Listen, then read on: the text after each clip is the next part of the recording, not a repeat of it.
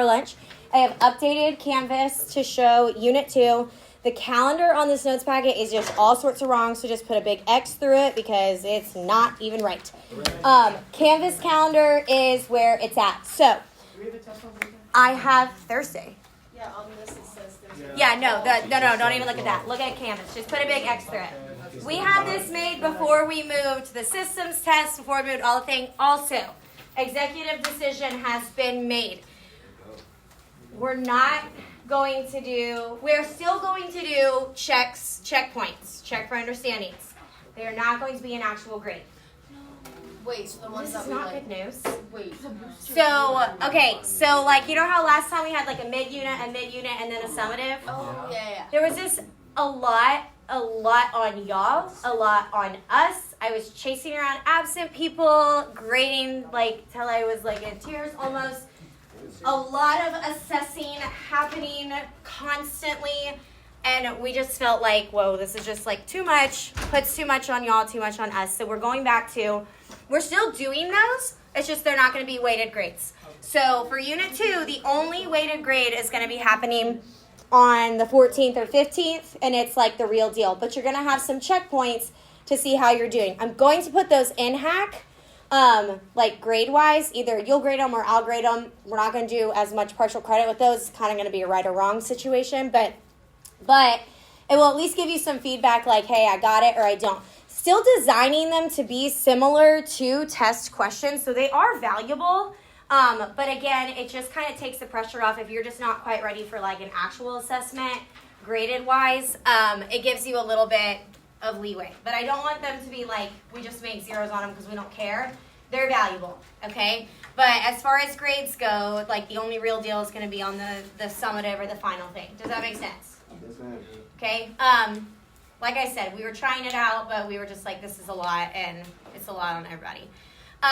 So you'll kind of see when everything is, ignore the calendar on the notes. Just look at what we're doing here. The test says in until the 14th and 15th. It's 2 separate grades. We just kind of build throughout our lessons here. Got a couple checkpoints for you to see how it's going on. Retest. So typically in this class, we don't do any, like after this first 6 weeks, we have to have these 2 tests, Unit 1 and Unit 2.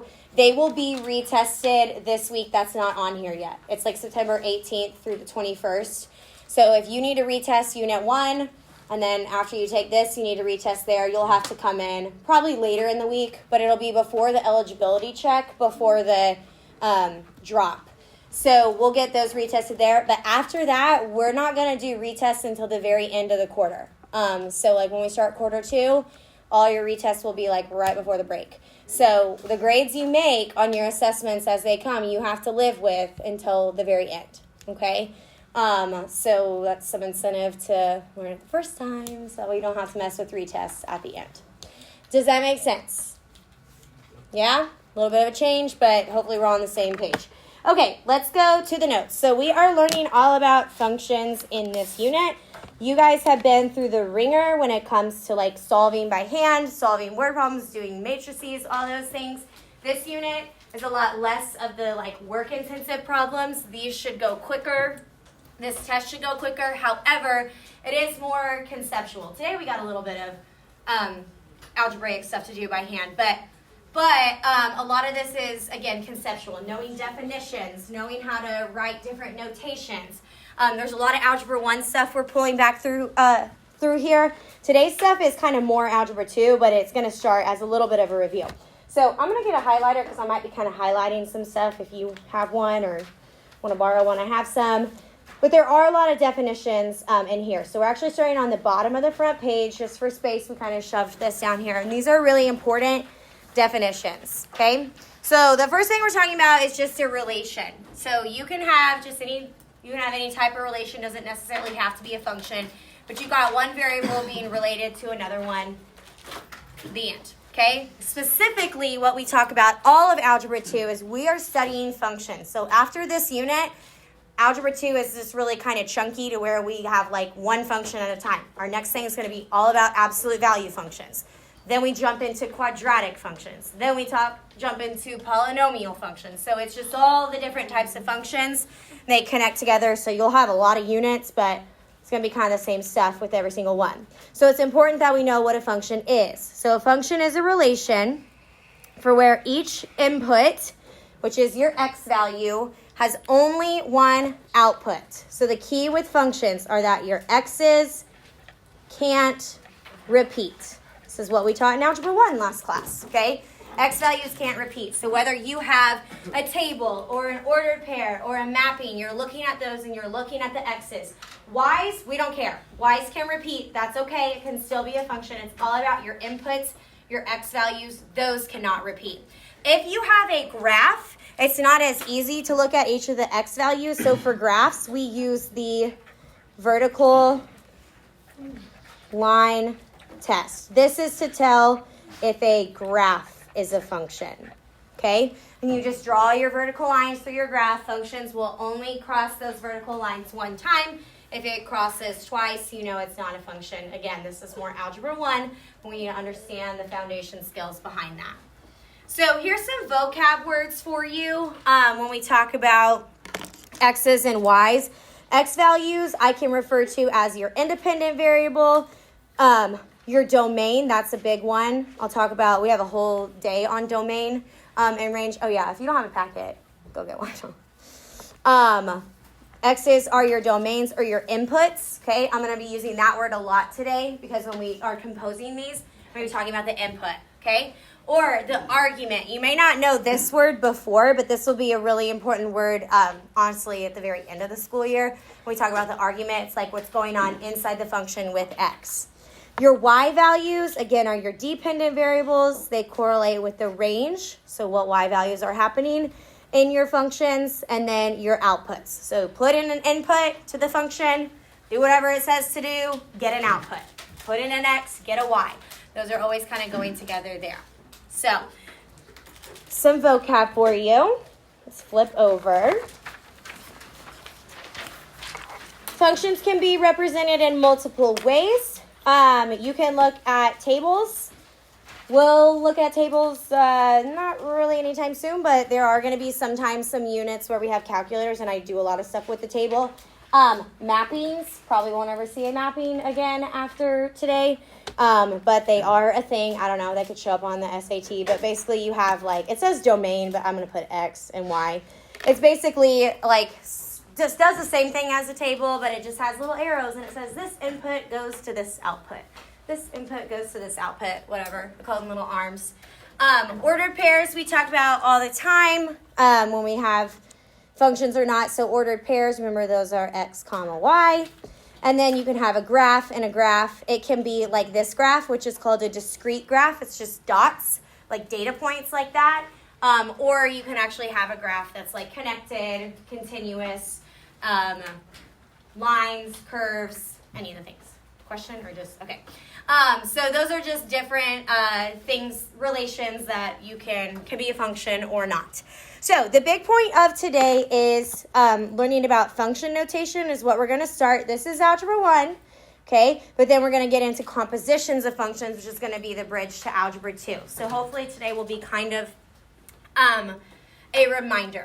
Have y'all ever seen this notation like this? Please say yes. Yes. F of x, okay? You pronounce that F of x. If you're using that notation, that means whatever it's equal to has to be a function. It's function notation. It's the only time you can use it. What is F of x the same thing as? Y. Y. Very good. Okay? So if you have like an equation right here, F of x equals 3x plus 7, that's the same thing as saying y equals 3x plus 7. You could go to y equals in your calculator. You could do the slope, the y-intercept, all the fun things we do in Algebra 1. Yeah, next time try to go not in the middle of the lesson. Okay? So f of x is the same thing as y, but again, it says we're talking about a function. They can call it g of x, h of x. F basically just means it's naming a certain one. So you'll see we have some different ones here, and that just kind of tells you which one we're talking about, but they're all functions. They just have different things going on here. So f of x is a function defined by f of x equals 3x plus 7. The f tells us to multiply the argument. Remember, your argument is your input. So multiply whatever argument input you put in by 3 and add 7. That's how you just can read through what's going on there. So what I'm going to ask you to do on the first part of the page is to evaluate at a specific input, a specific number.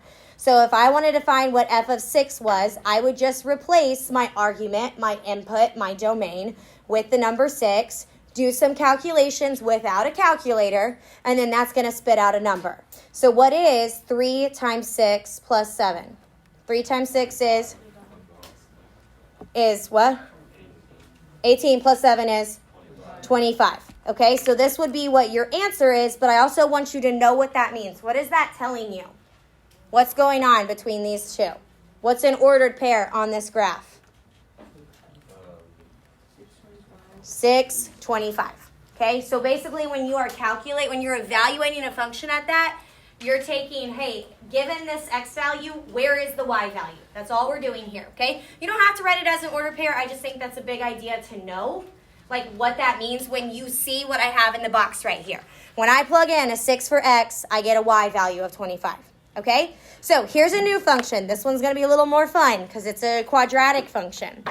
F of x equals 2x squared plus 4x minus 5. How many arguments are in here? How many inputs? How many x's? 2. Okay, the first one is being squared, then multiplied by 2. Then you're adding 4 times the argument, then you're subtracting 5. So you really got to watch your PEMDAS here. So let's evaluate f of 3. So I'm going to go over here and say f of 3 is equal to, okay? F of 3 is going to stay f of 3 till the end. You do not do anything with that. But let's just write where we're plugging in. I'm replacing my input with a 3, and I always put my sub in parentheses. Squared plus 4 times 3 minus 5. Okay, and then I'm going to go piece by piece, and I'm going to kind of take my time through here. You want to follow your PEMDAS. So first thing we got to do is square. Positive 3 squared is 9. 9 times 2 is 18. 4 times 3 is, so plus 12 plus u, minus 5. So I'm going to kind of take care of those little multiplies going on in the squares, obviously. And then now I just am going to add 18 plus 12 minus 5. And what is f of 3? Again, doesn't always have to be 25. And so f of 3 is equal to 25. So this will be how you put your answers. F of whatever is equal to that. Okay? You try negative 3 right here. And be careful based on how you write it. Because what do you know a negative times a negative is? Negative. Think again. Since you don't have calculators, I feel like y'all will probably do better on this. But when you have a calculator, I'm going to show you that in a second. No, it won't be.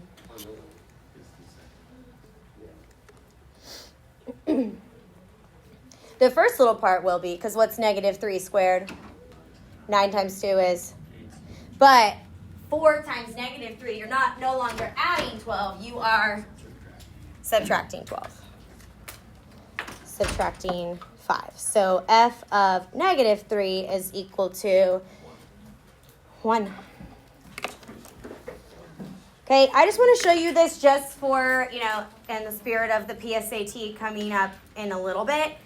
PSAT has got non-calc and calculator. So I just want to show you the difference and why the parentheses are so important. If I were to do this in your calculator, like this, it would give you your answer right there. If you were to, so that was a positive 3. So let's do the negative 3 correctly inside parentheses like this. Negative 3 minus 5, and that gives us 1. If you were to drop the parentheses or even put the squared inside of the parentheses, I want to show you what happens. If I put the squared in here, it's negative 3 minus 5. It's going to give you the wrong answer. Why? What's the difference between this and this in your calculator? Do you know? Yes. For the first one, Okay. it's negative 3 times negative 3. For the second one, it's 3 times 3, and then you put a negative. Very good. So your calculator, especially when it comes to squaring negatives, this is all going to be a non-calculator unit for us, but I'm just like telling you because it's important to know. When it comes to squaring negatives, you always have to put those in parentheses so that way your calculator's following the order of operations. If you square a negative, you should get a positive. But what this one is doing is it's squaring first 3 times 3 and then multiplying it by a -1. So that's a big idea and that's important. That's a commonly missed thing and it will catch up with us when we get to quadratics. Okay, so here are a bunch of different functions. F of x, g of x, h of x, j of x. So just pay attention to kind of what's going on. And I want you to go through and we will go through and do A, B, and C real quick. Just with the numbers and then we'll talk about these 2x's and 4x's. What is f of 13 equal to? 54. Very good. As far as like showing work, I just want you to kind of write what you're doing. If you need to take a couple layers with it, that's fine too. So f of 13 is 54. What about g of -5? What? 22. Okay, so be careful here with g. G is x squared minus 3. A negative times a negative, we already said, is a positive, and then you subtract 3 and you get 22. Now, j is a little bit different. There's a negative in front of the x. So when I write that, I've got to have the negative, then my input squared, then my -2. So watch this, because the negatives get kind of tricky. You have to follow PEMDAS. Take care of the exponent first. What is -5 to the second power? 25, but what's outside of that? A negative. -2.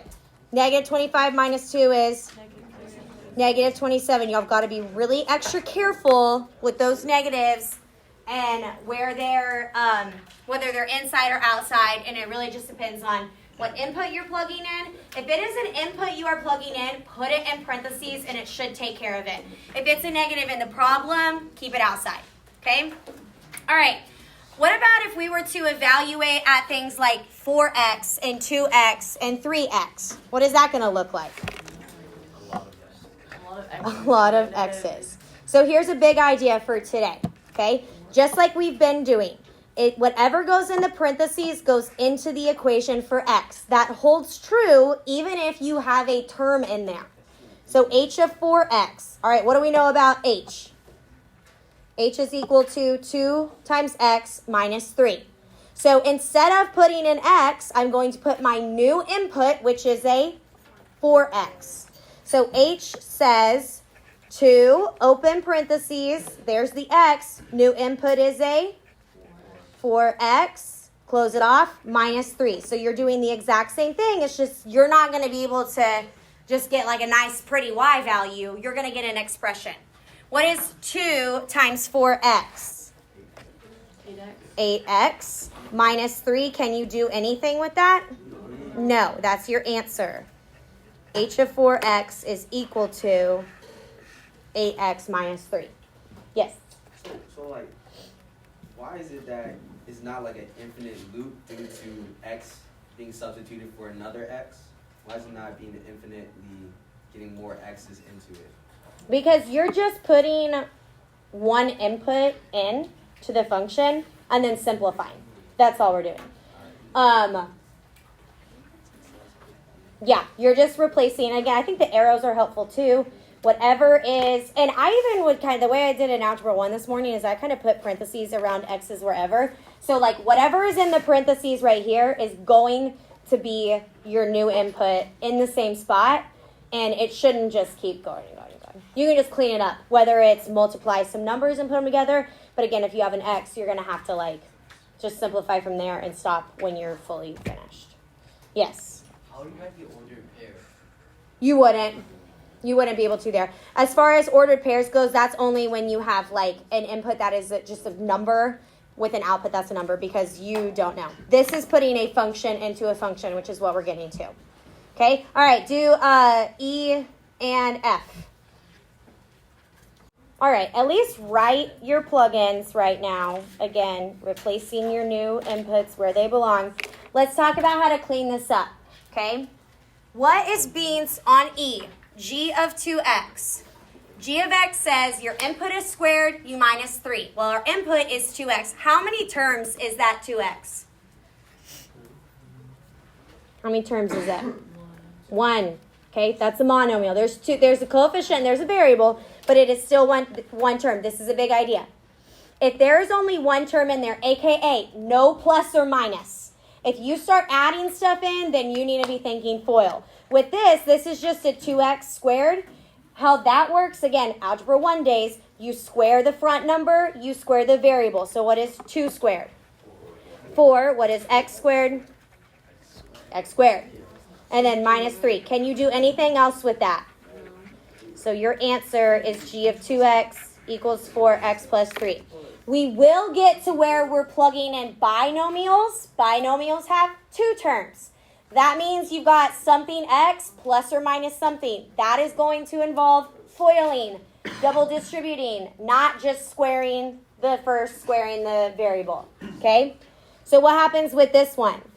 Negatives hanging out front. 3 squared is 9. X squared is x squared. I'm going to keep it in parentheses just for now. And then minus 2. Can drop the parentheses to get my answer. Oops, 3x. Negative 9x squared minus 2. Okay? So this is still kind of Algebra 1 level. Now we're going to take it up a notch and we're going to look at actual compositions and how you put functions into functions. Okay? So go ahead, flip over. Compositions of functions is not going away. We're going to be doing some compositions next class when we prove if things are inverses or not. And we'll do that again when we study more inverses at the end of the semester. So this is really important. So it says given functions f of x and g of x, the property holds true. I want you to know what this means. There's 2 different ways they can write the notation. Why we have to do it 2 different ways, I don't know. But these both mean the same thing. I think this way is the one that makes the most sense for like where to start. But I promise you, you're going to see this kind of more formal way. Just rewrite it, okay? So the f open circle g of x, that is saying f of g of x. That's how you read that. This says the same thing here. F of g of x. If you want to write that down.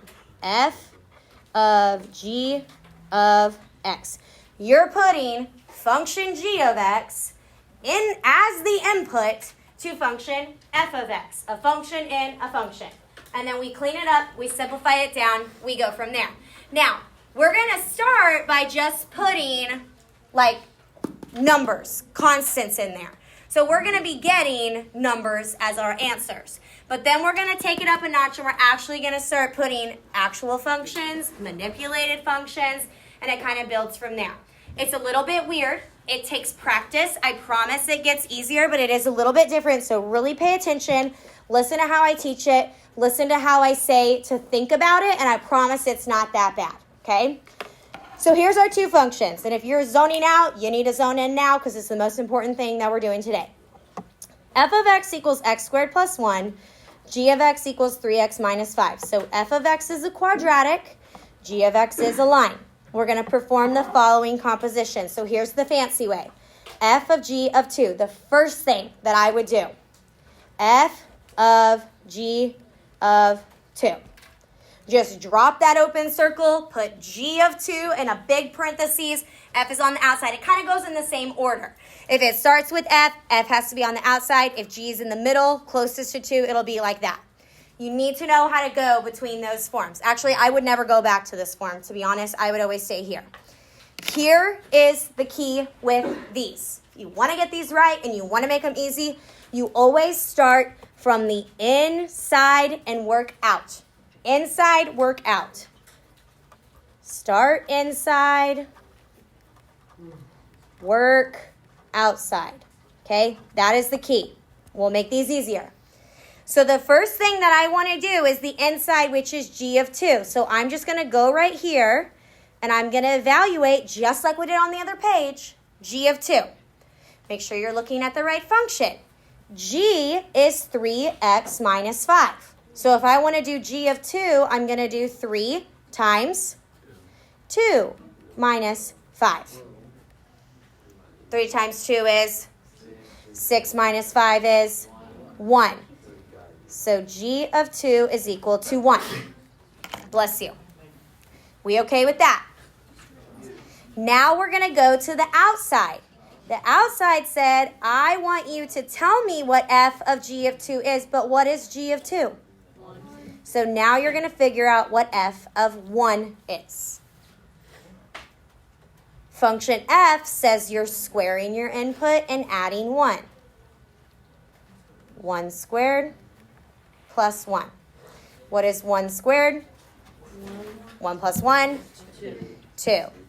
So I would go back to my final answer and I would say that f of g of 2 is equal to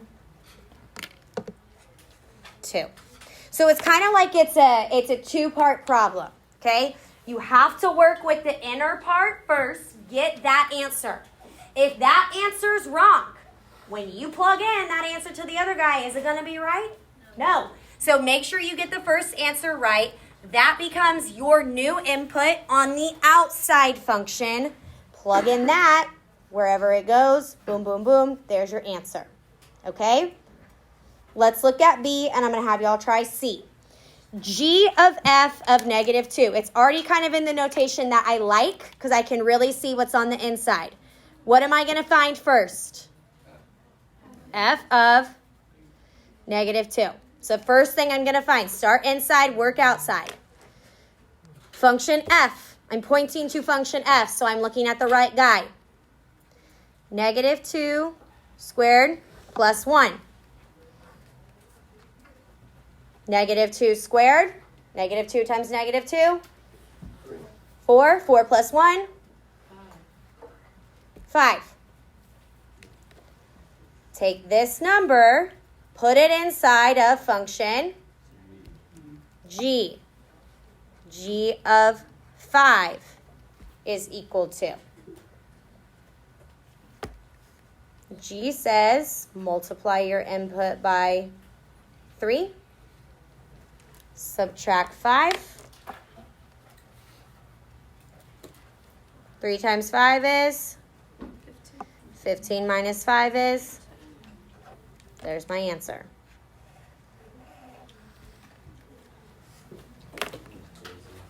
Try C.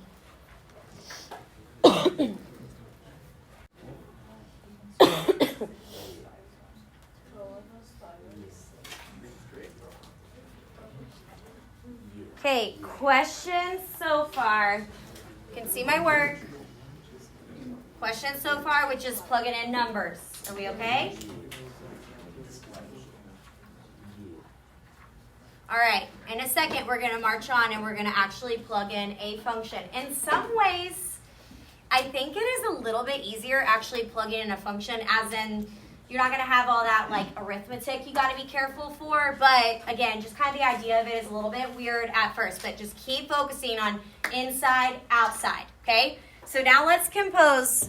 Question D says g of f of x. So first thing we're going to do is start with what? F of x. Do we have to do anything with that? No. What is f of x equal to? X squared. X squared plus 1. So it's almost kind of nice because we don't have to do anything with that. It's already done. We know what that is. But what's a little bit different is you need to understand this is going to become the input. How many terms is this? 2. 1, 2.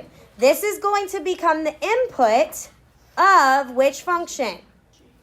G. So I'm going to write it like this. I am now evaluating G at x squared plus 1. If some of y'all get to where you can go straight from here to here, that is okay. Okay, you don't have to draw the circle, point to it. It just, I think, kind of helps you visualize if you're struggling. Now, x squared plus 1 is going to replace every single x that is in function g. How many x's does function g have? Just 1. So I only have to put that in there one time, but I need to put it in parentheses because that whole thing is going to be multiplied by 3 and then subtract 5 from it. So I'm taking 3 times my new input, which is x squared plus 1, and then I'm subtracting 5.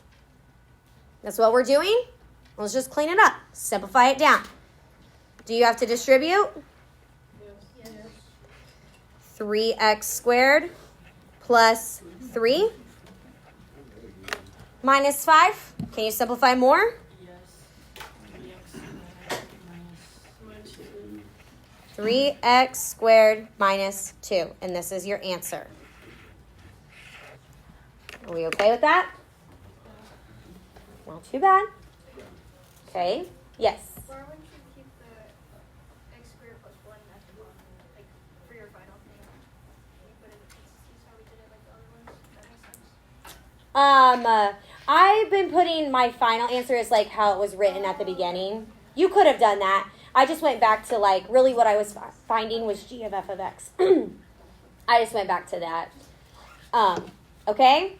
All right, fancy notation. Let's rewrite it. What is this the same thing as? F of g of 2x. Put a star by this. I like this question.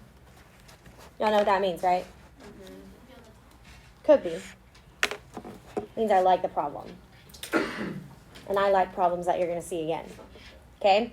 All right, where do we start? This one's not quite as simple, but it's not that much worse. Don't get overwhelmed. What do we have to find first? G of 2x. Now, this isn't going to be quite as easy as the other one because we actually have to manipulate g. G's input is now 2x. It's not going to take long to do.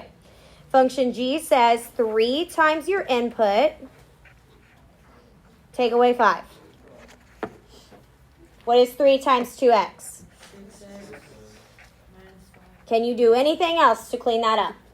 No. So this input, 6x minus 5, where we got to put it? Into f. 6x minus 5 is going to become the input of f. Oh yeah, this is about to get real exciting. What is happening in function f? You square it. Your input is squared, and then you add 1. All right, big deal here. I knew this was star-worthy. Okay, so we have 6x minus 5. The whole thing is squared. Okay? How many terms are in there? 3. 2 terms. 2 terms. The terms are separated by plus and minuses, and then we have to add 1. This is not, and hear me out because this is like one of my most biggest pet peeves. This is not square and square. Why is it not square and square? How many terms are in there? 2. This is, how do you do this? FOIL. We talked about this on the first day of school. I said it was going to come back. Here's time that it comes back. Okay? This is a big deal. I promise you you're going to see this on your stuff. And if you do it wrong, boo-hoo. Okay? Because I'm telling you now. So you have to actually FOIL 6x minus 5 times itself. So I would write it twice. Minus 5, 6x minus 5. I'm going to just tack on the plus 1 so I don't forget about it. But I'm going to deal with that at the very end. Remember how to FOIL? What does it stand for? First, outside, inside, last. And it's 4 multiplications. 6x times 6x is 36x squared. 6x times negative 5. Inside. Last. Drop down the plus 1. Again, that's from the outside of the function. Had nothing to do with my FOIL. I just keep bringing it down. Oh, I lost a 30. I lost a 0. Sorry, that says 30. I don't know why I lost my 0. Those can go together. These can go together. So what is my final answer? F of g of 2x is equal to 36x squared minus 60x plus 26. Algebra is so pretty. Love it, love it, love it. Okay? That's a tough one. Really involved, but make sure you know when you double distribute, or FOIL. Y'all don't like double distribute. Okay, flip over.